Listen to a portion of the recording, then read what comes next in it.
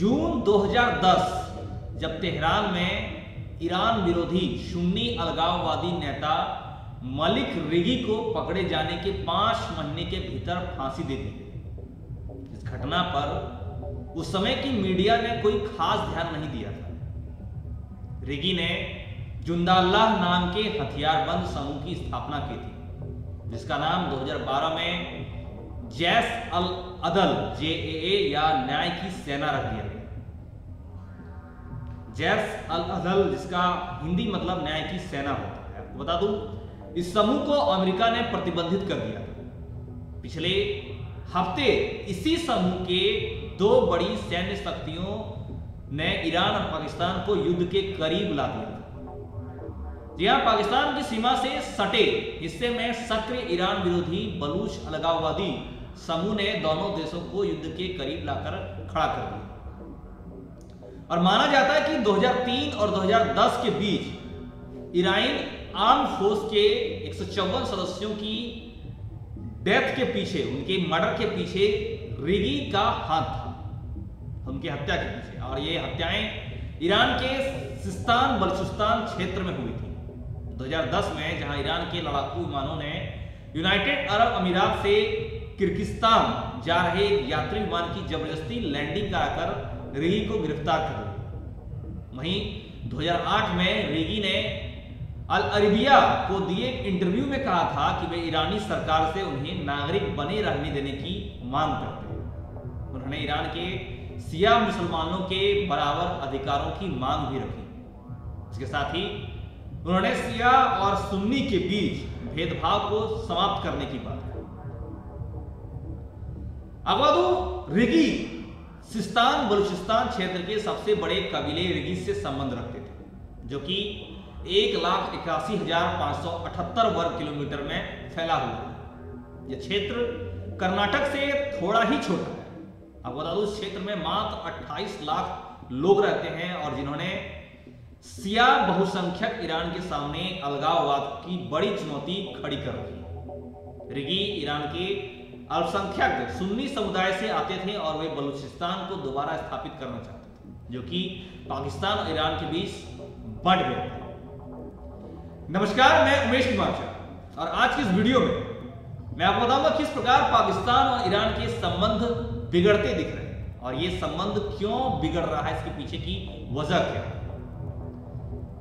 आपको बता दूं, ईरान और पाकिस्तान के बीच झड़प की खबरें भले ही कम सुनाई देती है या कई दिनों कम ही सुनाई देती है, लेकिन JAA ने ईरान और पाकिस्तान के बीच एक संघर्ष शुरू कर दिया है, जिसमें दोनों तरफ से मिसाइल के हमले से कम 11 नागरिक मारे गए।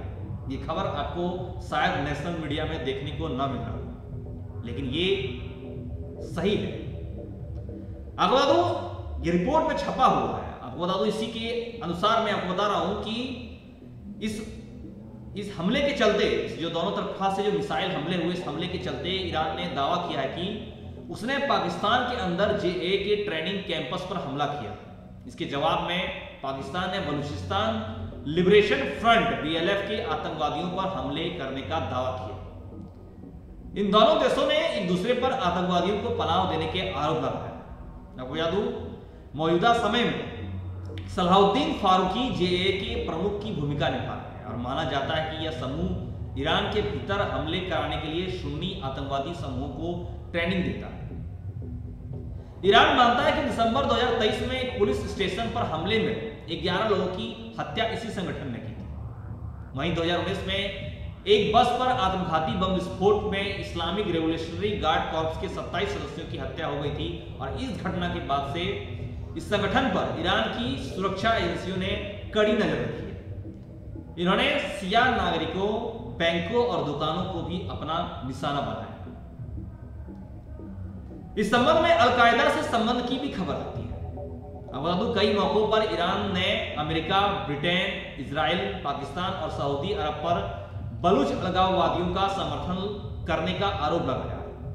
हालांकि पश्चिमी देशों ने फारूकी के समूह पर अलकायदा के साथ संबंध रखने का आरोप लगाया और जानकारों का मानना है कि JAA की विचारधारा सऊदी अरब के रूढ़िवादी साहित्य से प्रभावित है।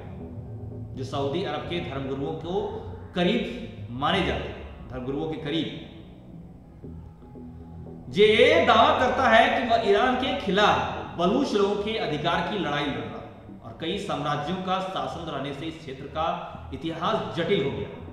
आपको बता दूं, यहाँ अफगान, अरब, यूनानी जो ग्रीक कहते हैं, भारतीय, मंगोल, पार्शियन जो ईरानी हैं और तुर्क साम्राज्य के लोग शासन कर चुके हैं।